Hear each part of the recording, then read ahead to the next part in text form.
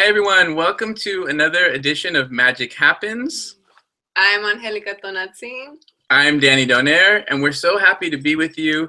We told you we were going to be bringing you interviews with people that inspire us, and today we are so excited. We have with us Sirena Pellarolo, and I'm going to read you her bio in just a moment, but just wanted to let you know that Sirena is with us today so graciously, and we're interviewing her because she definitely embodies what we want to share with you, which is the idea of being inspired to feel the magic within you and around you, and to use that to unfold and to really step into your purpose and your passion. So as we always do, we're so fortunate to have Angelica take us in with the breath. And Angelica, if you want to just let us know why that's important, and we can. Yeah, just by taking a moment to really slow down and get into our bodies, just allow some of the outside noise and the distractions that we kind of get bombarded with daily. The breath will just bring you home. So we always want to start that so we can all be present with each other. So we're open to receiving any insights that come through when you're hearing this conversation between all three of us here. Okay? So wherever you're at, just get comfortable, and we're just going to take 3 deep inhales and exhales together, okay? So if you want to close your eyes, close your eyes. Let's breathe in and breathe out. Good. Again, breathe in and breathe out. And one more deep inhale. And breathe out. Good, good. Welcome, everyone. Welcome, welcome, welcome. I'm so excited to have a dear, dear sister of mine, Sirena. So we're just going to dive in and just let some of the magic unfold. Yes, and so I want to take a quick moment just to read Sirena's bio. So Angelica introduced Sirena to me, and just in my brief research and learning about Sirena, I'm very excited as well, because Sirena really does embody that inspiring magic that we all hope to connect with and continue to share of ourselves. So Sirena Pellarolo, Ph.D., is your midlife midwife. She's an author, a speaker, and a holistic healer.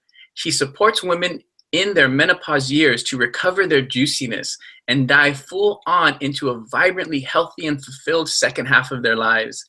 Sirena believes in a holistic and empowered approach to traverse the portal of menopause, and specializes in weight management through cleanses, live foods, and emotional detoxing. She's a board-certified holistic health coach, a raw food educator, a detox expert, radio host, and blogger. She has authored and published numerous articles and 2 books on Latin American performance and gender studies, globalization, and new social movements. Her upcoming book, Recover Your Juiciness, a 30-day DIY guide for an empowered and healthy menopause, will be out next summer. So that's why we're so excited. She's amazing. She's amazing. And we'll let Angelica say hello. Again, hello. And here we are. Thanks for being with us. Too. I'm so excited to be here, that you invited the elder to talk with. Yes, wise woman you are. Yes. Our pleasure. And as Angelica says, we're going to get right into it, Sirena. I know there's a lot to talk about. I know there's a lot you do. But one thing I want to get right into is to let our audience know you don't only talk about it, but you recently have taken a really big leap of faith. And we like to talk about magic happens in relation to three ideas that we like to support, which is inspiration, support, and momentum. Inspiration, support, and momentum. And we feel like those are the kinds of things that help you tap into your magic, but you tapped into it and recently made a big move in your life. Can you tell us a little bit about your recent big leap of faith? Yeah, it's been a year, although the whole process has taken more than a year and a half. So I was a professor at Cal State Northridge, and I still loved what I did. I loved to teach. I loved my students. I loved the students at CSUN that were mostly Latino, Chicanos, and there was so much work that we were doing together. And as a community activist in Northeast LA, I was very in tune with what was happening and very active during that time. At some point, I got really tired of the institution. And I feel that in this moment where there's so much movement towards a more collaborative type of working together and more of the feminine principle coming out and not so much the patriarchal competitive shit that academia embodies so much, I decided that I was going to leave academia. So I took advantage of a 5-year process of semi-retirement when I turned 55 in 2010. And in the meantime, I decided to follow my passion, which is holistic health. And I have a history of eating disorders, and I was able to heal myself with food as medicine and emotional detoxing and all types of detoxing and raw food. So I became certified as a holistic health coach, and I started my practice. So when the 5 years expired, which was last December 2014 actually, my daughters had left LA, and I didn't want to stay in LA anymore. And to be very honest with you, with my retirement check, I wasn't able to survive in LA. Wow. So I decided to let go of everything that I had. I had a lot of stuff. What hurt me the most was my library, because I had been dragging it from when I came from Argentina to LA to study, to do my PhD. So I had boxes and boxes and boxes of books that I gave away to my students. I donated, and I decided to leave. I gave my notice that I was leaving, and I didn't know where I was going. So in the process, I have been very active in my spiritual practices, meditating and praying daily. So I was always looking for responses of what to do, but it was like the middle of January, and I had to leave my place at the end of January, and I didn't know where I was going. And then I got a download during meditation to talk to my friend Antonio, with whom we had been together at UCLA doing our PhD, and he had moved to this huge house by the ocean in Baja, and he's a recluse. He's a total recluse. We call it the monastery because we're like monks here. And I told him, Antonio, I'm leaving LA. Can I please go and rent one of your rooms? And he took like 15 days to respond. So I was like, oh my God. But finally he did, and he said yes. So I came in February. It's going to be the 2nd of February. Oh my God, the Dia de Nossa Senhora dos Navegantes, my beloved Iemanjá. That's the day of her festivity, February 2nd. That's the day when I got here. Wow. And I loved it, and I decided to come here. Then I took several months to travel during last year, because I wanted to I just wanted to travel and write. That's what I did, and came back in July. And I'm loving my life. It's fantastic. It's so much cheaper than living in LA, but also it gives me the spaciousness to write and to remake myself. And sometimes it's a little scary about money, but it's like, thy will be done. I'm going to be taken care of, and I'm always taken care of. So I'm very excited. Wow. That is such a beautiful story, and it fits right in line. And I know Angelica has some questions, but really quick, before we leave this, you just told us a beautiful story about what you did in your life. Can you share with the audience who's trying to make those kinds of changes, where you drew some of your, I think I get your inspiration. Where did you find, and you talk about your friend and reaching out to him and the support. How did you finally push yourself to actually the momentum? Like what was do you think the magic that really pushed you forward to do it? How would you encourage others to capture that magic in their lives? I think it happened last year when I went to be with my daughter when she was having her baby, my grandson, in Boston. And it was a time when I became completely broke. I was totally broke. I spent 3 months without any money. I don't know how I did it. I don't know. And it was like, okay, this is the universe telling me something. I need to do things differently. And then I decided to start getting rid of shit, of stuff. And I started selling everything. and doing things differently. Like I didn't pay my rent for 2 months, something that I had never done in my life. Oh, God forbid. Like starting to do things differently. Like, okay, I have the power to decide. And of course, I am a very spiritual person, and I truly believe I'm an emanation of divine intelligence. So I'm always supported, and I always turn within. And my practice has been so long that I really get in tune with my intuition. So I know that I was always supported, and I just did it. Of course, with a lot of fear many times, but I just did it. Yeah, it does take that leap of faith. Yeah. And you are so held. You know, there's so many things I wanted to ask you, but one thing that I really appreciated when I was looking through your website and watching your videos is a big thing is you were encouraging women to tap into the intelligence of plants. And yes. I love that. And I just want you to kind of explain more what that means, what that looks like, and why is that so important? Yes, I was just talking with a client about that, who was very resistant to do the cleanse. And I feel that as we are one with nature, though the plants are incredibly intelligent beings, and when we fuel our bodies that are meant to be fueled with plants and other things, I'm not dogmatic, I feel that those plants give us a lot of information. And to me, ingesting my juices and my smoothies, green juices and smoothies every day, to me, it's like a holy sacrament, because I know that I am ingesting that intelligence that is going to make my body vibrant, and not only my body, but my whole energetic being. So that's why I think it's so important to use this food as medicine, not only for the physical body, but as energetic beings for our emotional and mental and spiritual bodies. Amazing. Wow, that resonates. This is a great time to talk about those things, because as people are starting the year and trying to introduce new habits or to reinforce habits like that, to give them sort of that inspiration of the reason and the added meaning and the added benefits of not just the physical but the spiritual. Thank you for saying that. There was another thing, there was, and Angelica mentioned this to me. She was showing me some of your writing and specifically this breaking out of hesitancy. You have this beautiful website that we want to let people know about. If you could let us know, first of all, how do people get a hold of you, your website?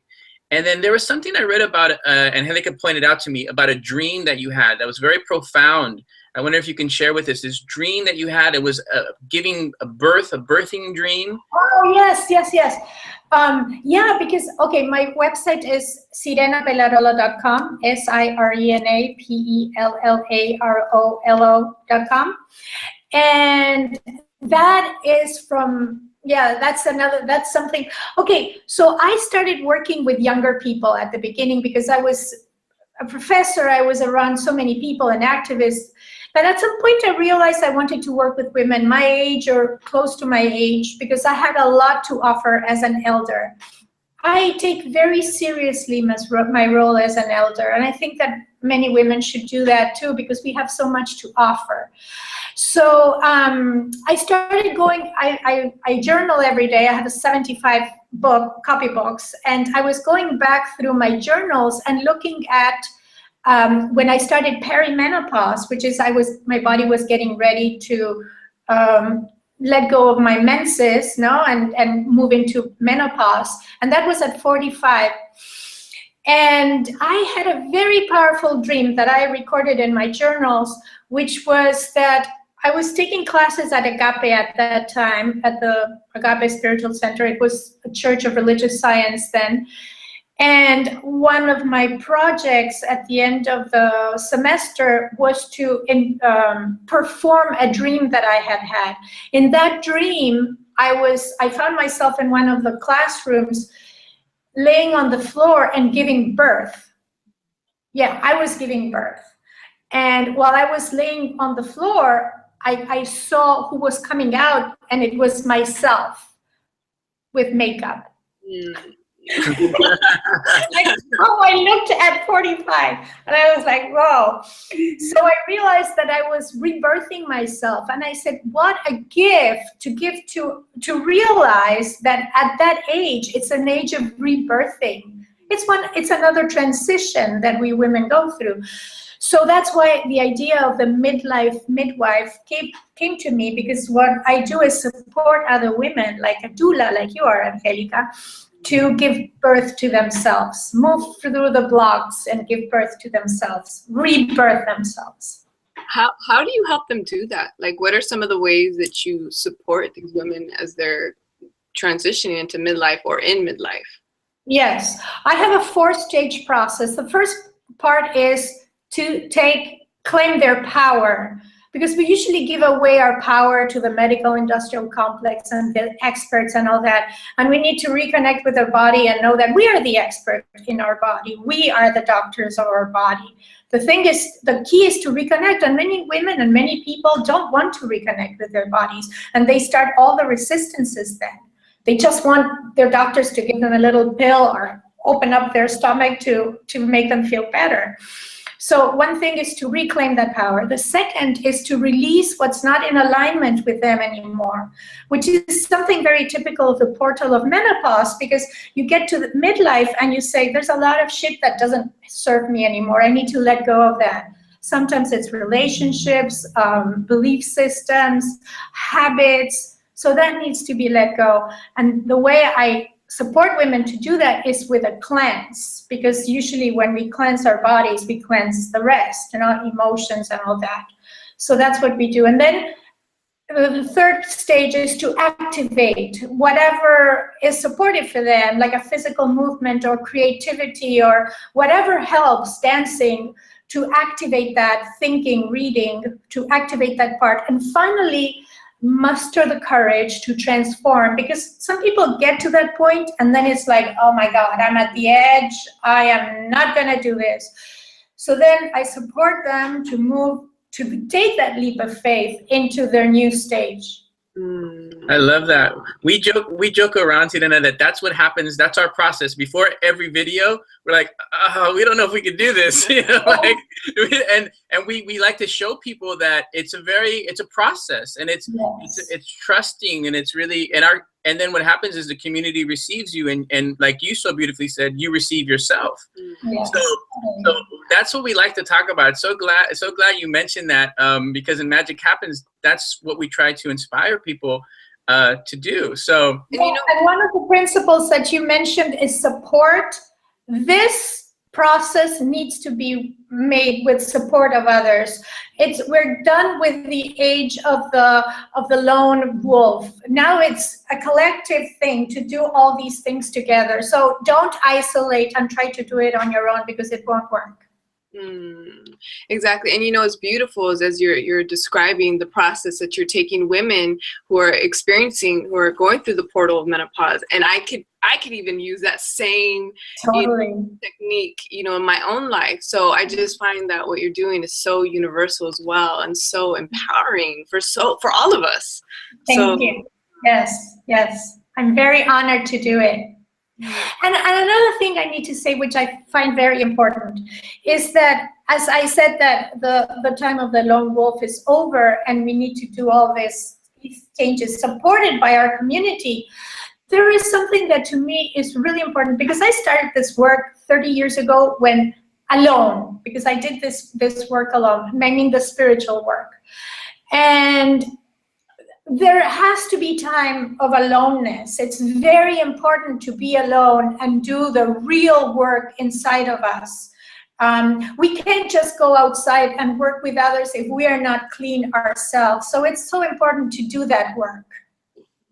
Definitely. That makes sense, and that kind of takes us back to the first pillar of inspiration. And when we go into our heart space, into our aloneness, and what we find, what are some things throughout your life, whether as a young person or even now, that keep you inspired? Maybe we like to share things with the listeners that maybe they haven't heard of, authors, music, practices. What are some things that inspire you, that keep you in that space? Well, thank you for asking that, because I became very inspired by the mystics since I was very young, reading San Juan de la Cruz, Santa Teresa de Jesus. That's why I liked so much, Angelica, when I saw that post where you were quoting San Francisco de Asís, St. Francis's prayer, Señor, haz de mí un instrumento de tu paz, no? Make of me an instrument of your peace. And I think that, and I was raised Catholic, not by Catholic parents, because they were very liberal, and my grandfathers who came from Italy, they were anarchists and socialists. So I chose to be a practicing Catholic, but in a mystical way. So I was always with the mystics. And I feel that there is so much fantastic information in the mystics and that tradition. And I know that in many other traditions, but I went to my tradition when I was young because that's all I knew. And I feel that I really invite people to go back and read the mystics, because they're like the foundation of this process of being spiritual, what it means to be spiritual, which is not a lovey-lovey, we love each other. No, it's a very painful and difficult process that we need to deal with our own demons and our shadows. And the mystics talk about that, the dark night of the soul. I mean, we all need to go through a dark night of the soul. And that's what depression, sometimes people call it depression, when it's just a time of contraction and going deeply within, like the pupa, the caterpillar that's going to become the butterfly. So I think it's important to go back to the basics, go back to the foundations if you're going to do a spiritual work. Wow, I love that. Thank you for that. Wow, thank you. That was perfect. And I think that's another part of what we like to share it. And again, part of our process is that happens. You know, we decompress, we have to pause. And we talk about, why do we do Magic Happens? You know, Sirena, we talk about this, and we know there is this idea that we want to help people to integrate the dark with the light, to not just feel it's only one way, and to not look like they're the other, that they're wrong and we're right, that we're in a fight this. But how do we integrate? And us personally, we feel that that's part of our calling, and this is a platform for that. So I'm so glad you said that, because we don't want people to be afraid of anything or shy away, but to bring it together. So thank you for saying that.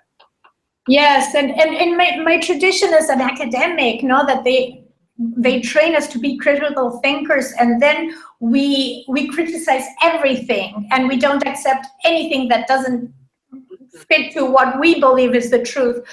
We really need to drop that.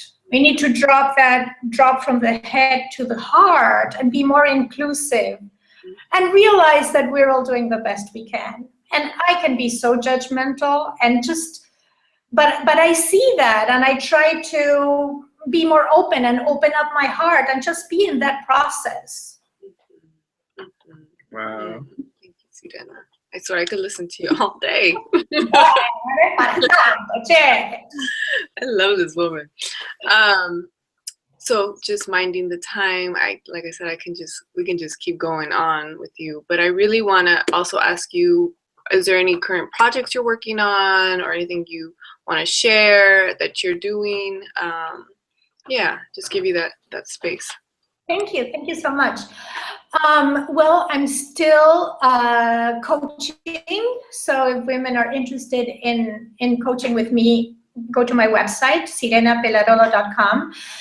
I am back to writing because I was traveling so much that I got a little sidetracked. So I'm back to writing my blogs and my books, so I'm very excited with that. I am going to be giving a keynote presentation at the LA Conscious Life Expo. Yes, for the Spanish-speaking audience. I'm very excited about that. And it's going to be about the transformative power of the transition in women's life. So many women get stuck in those transitions. So I just want to reframe it as an opportunity to move forward and grow. Beautiful. Wow. Beautiful. Wow. Glad you asked that. That was great. Thank you. Yeah, thank you. And Sirena, this is kind of the fun part of our segment. And what we also like to do is to create a call to action.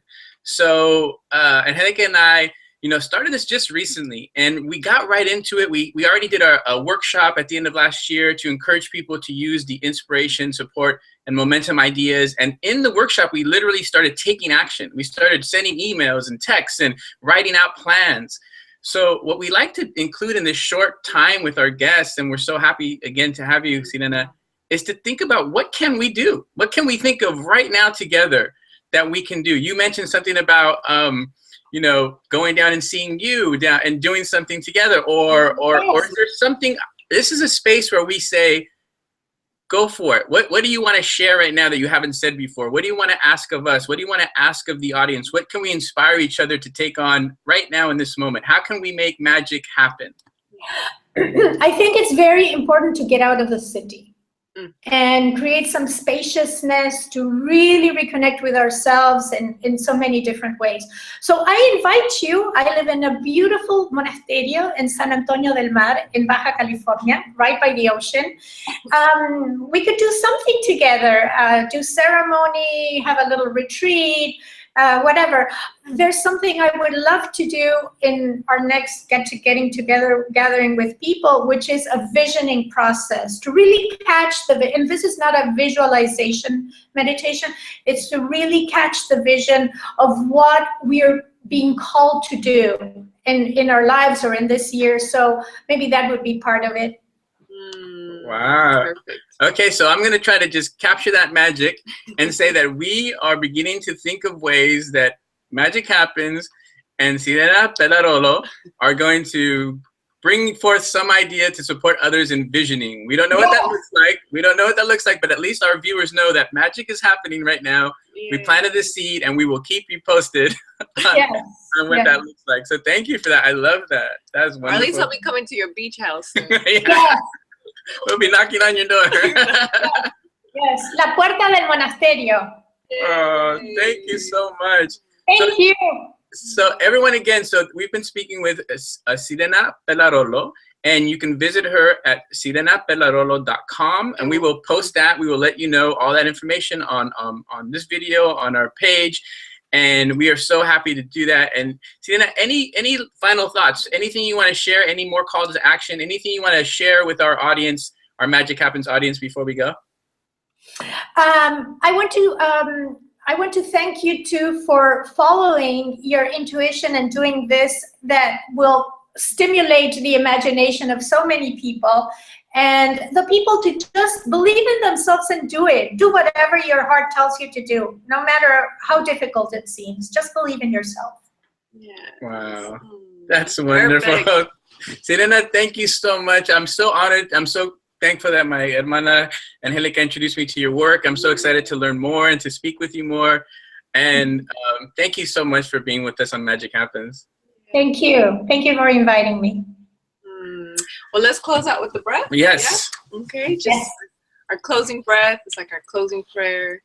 So wherever you're at, whatever's flowing, let's all take a deep inhale together. And exhale. Good. Thank you. Here we go. Thank you all for your time. Blessings. We'll be in touch. Okay. Thank you. We'll see you on the next time on Magic Happens with Benny Donaire and Angelica Tonazzi. Bye-bye.